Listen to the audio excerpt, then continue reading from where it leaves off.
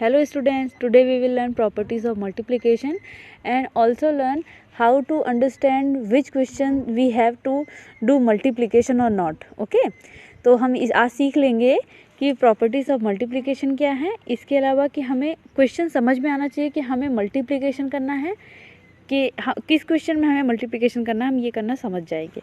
So first, the product of a number and one is the number itself. अगर किसी number का जो है प्रोडक्ट जो है 1 है तो जो उसका आंसर मिलेगा वो वही मिलेगा। मतलब कि सीधा सा मतलब है, अगर हम किसी भी नंबर का 1 से मल्टीप्लिकेशन कर रहे हैं, जैसे मान लीजिए 1 लाख का अगर हम मल्टीप्लिकेशन 1 लाख में करेंगे तो हमें आंसर 1 ही मिलेगा, right.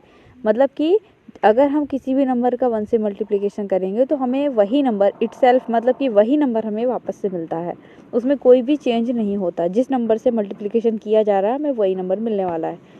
Second, the product of a number and zero is zero. अगर किसी भी नंबर में हम ज़ीरो का मल्टीप्लिकेशन करते हैं तो हमें जो आंसर मिलेगा वो ज़ीरो मिलेगा। ओके, तो इसमें अगर मतलब कोई भी नंबर बहुत बड़ा भी हो, लैक्स में हो नंबर, करोड़ में हो, अगर उसका मल्टीप्लिकेशन हम ज़ीरो में करेंगे तो हमेशा हमको आंसर ज़ीरो ही मिलेगा, उसमें कोई चेंज नहीं होता है। ठीक है, ये बहुत इंपॉर्टेंट है क्योंकि कई बार हम भूल जाते हैं, बच्चे अधिकतर ये गलती कर देते हैं। बहुत बड़े बड़े नंबर्स का अगर मल्टीप्लिकेशन ज़ीरो में हो रहा है तो आंसर आपका ज़ीरो ही रहने वाला है, ये हमेशा आपको याद रखना है। तो इस तरह की गलतियाँ कभी नहीं होंगी।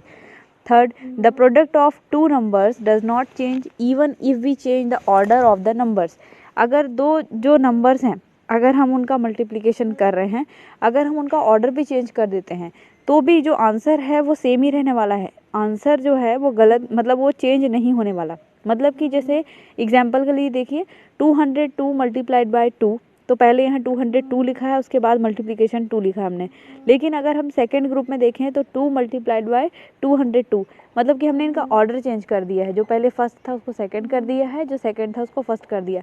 लेकिन इसका ऑर्डर चेंज करने से इसके आंसर में कोई भी चेंज नहीं आया है। आप देखिए दोनों के आंसर में 404 ही आंसर आया है। मतलब कि ऑर्डर अगर चेंज भी करते हो तो भी मल्टीप्लिकेशन में आंसर पे कोई असर नहीं पड़ता।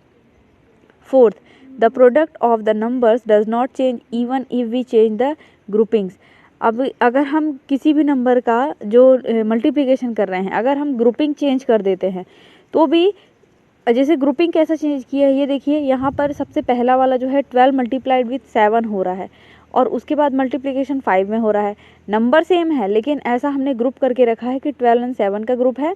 और सेकंड वाले में देखिए 12 अलोन कर दिया है, उसके बाद 7 एंड 5 का ग्रुप कर दिया है, 7 मल्टीप्लाइड विथ 5। लेकिन मल्टीप्लिकेशन का साइन है देखिए, मतलब कि इन सभी का आपस में मल्टीप्लिकेशन होगा और आपस में मल्टीप्लिकेशन होगा, मतलब कि जो आंसर आएगा वो सेम ही रहने वाला है, इनमें कोई चेंज नहीं होगा।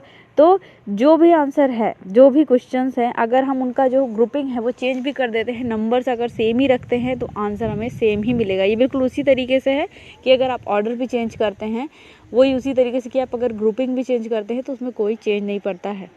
अंडरस्टूड? बिल्कुल इस तरीके से अब हम आ जाते हैं कि किस तरीके से हम क्वेश्चन को अंडरस्टैंड करें कि हमें मल्टीप्लिकेशन करना है। कई बार हम कंफ्यूज हो जाते हैं क्वेश्चन को देख के कि हमें यहाँ पर मल्टीप्लिकेशन करना है या डिवाइड करना है, कैसे हम आंसर ले आएँ। तो उसके लिए देखिए, क्वेश्चन में हमेशा आपको एक चीज़ का जो है अमाउंट दिया रहेगा, कुछ भी है।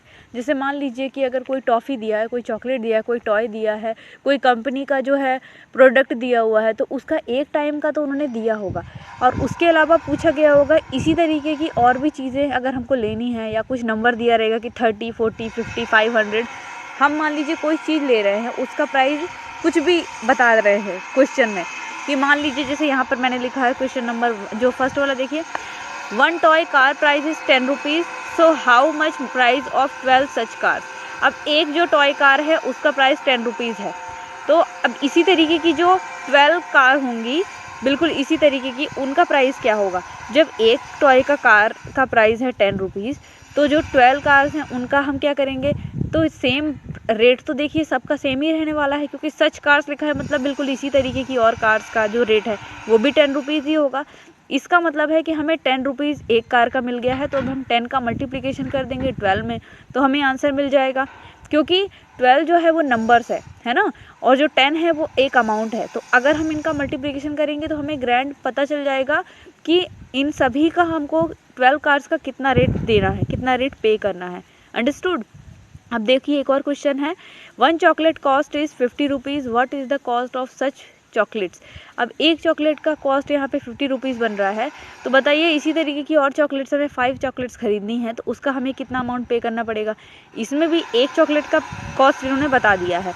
अब इसी तरीके की 5 चॉकलेट्स और खरीदना है तो हमें दुकानदार को कितने पैसे देने हैं, इसका हम मल्टीप्लिकेशन लेंगे तो हमको पता चल जाएगा, है ना। जब भी एक चीज़ का प्राइस दिया है और उसी तरीके की और चीज़ें भी हम ले रहे हैं, या कोई कंपनी है जो एक चीज़ का उसका जो है कॉस्ट वो इतना पड़ रहा है, अगर वो इसी तरीके की कितनी चीज़ें बनाता है तो कितना कॉस्ट पड़ेगा, उसमें हमें सिर्फ मल्टीप्लिकेशन करना है ना। मतलब एक चीज़ का आपको अमाउंट पता है, बाकी जो और चीज़ें और जो नंबर्स वो बता रहे हैं उस नंबर में हमें मल्टीप्लिकेशन करना रहेगा तो हमें आंसर पता चल जाएगा। बिल्कुल इस तरीके के क्वेश्चंस आप करके देखेंगे आज, ये आज आपका होमवर्क है।